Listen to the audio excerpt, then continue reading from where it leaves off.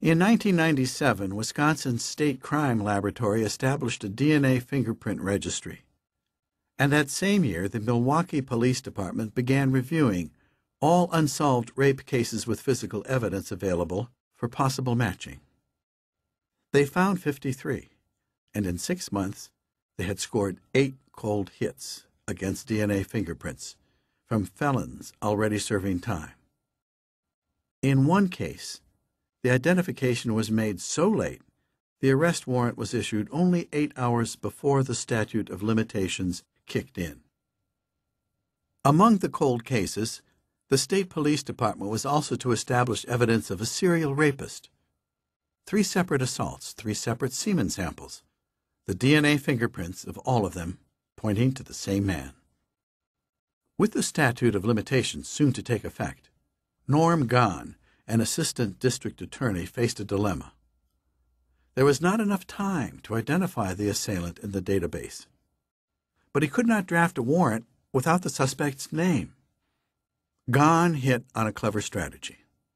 The Wisconsin Criminal Code held that in the event a suspect's name was unknown, a valid warrant could be issued on the basis of any description by which the person to be arrested can be identified with reasonable certainty.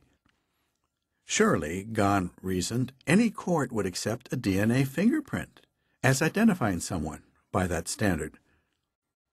He made out the warrant. State of Wisconsin versus John Doe, unknown male, with matching deoxyribonucleic acid, DNA, profile at genetic locations D1S7, D2S44, D5S110, D10S28, and D17S79. Despite Gahn's ingenuity, though, this John Doe still has not been caught.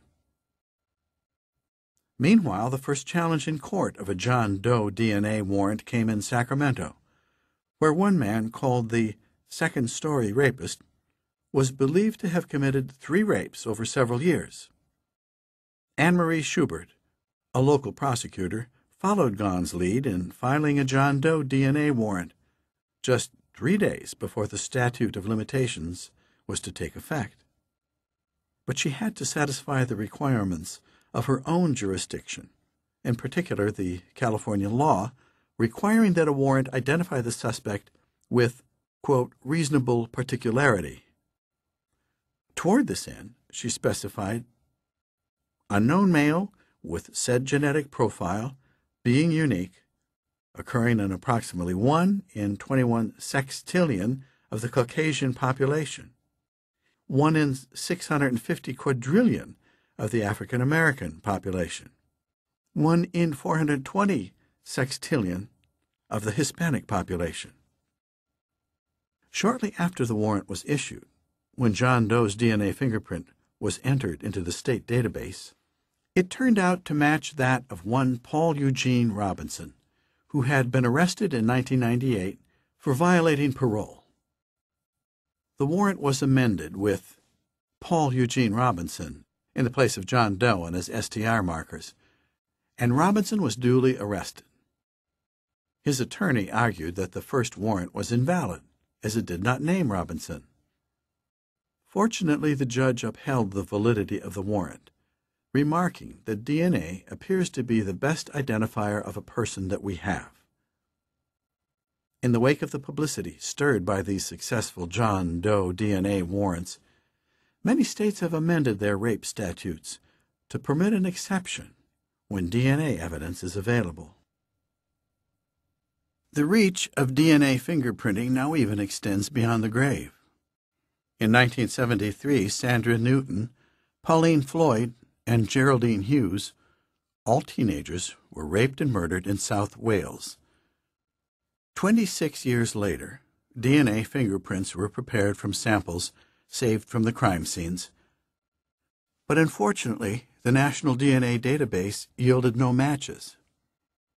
So rather than looking for an exact match, the forensic scientists looked for individuals whose DNA fingerprints indicated that they might be related to the murderer. They thus identified 100 men, furnishing the police with a wealth of leads, in light of which to reassess the masses of information that they had collected during the original investigation. Through a combination of state-of-the-art DNA forensics and good old-fashioned detective work, they found a trail leading to one suspect, Joe Kappen. The only trouble was that Mr. Kappen had died of cancer in 1991. What was to be done? In 1999, Kappen was exhumed and fingerprinted, and the fingerprints indeed matched those from DNA recovered from the 3 victims. Cancer may have exacted the ultimate price before the law could find him, but at least the girls' families had the long-postponed satisfaction of knowing his name. DNA fingerprinting has solved mysteries involving bodies much more illustrious than Joe Kappen's. Take the extraordinary story of the Russian royal family, the Romanovs. In July 1991, a small group of detectives, forensic experts, and police assembled in a muddy, rain-soaked clearing in the forest at Kopyaki, Siberia. Here in July 1918, 11 bodies had been hurriedly buried.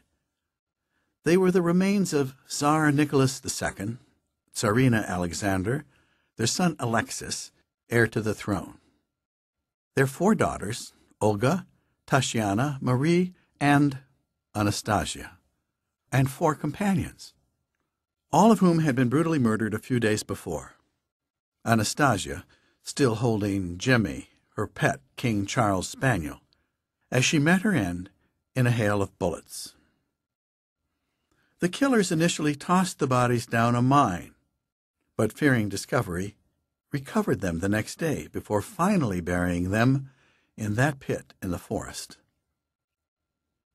The grave had been first discovered in 1979, thanks to the detective work of Alexander Avdonin, a geologist obsessed with learning the fate of the Tsar's family, and the filmmaker Gili Ryabov, who, having earned the privilege of making an official documentary of the revolution, had gained access to relevant secret archives.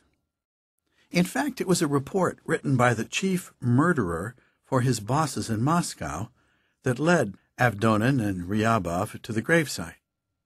They found 3 skulls and other bones, but as the chokehold of the Communist Party was then as tight as ever, they rightly realized they would do themselves no favors by drawing attention to the Bolsheviks' butchery of the royal family. They reburied the remains. With the thawing of the political climate that culminated in the demise of the Soviet Union, came the opportunity Avdonin and Ryabov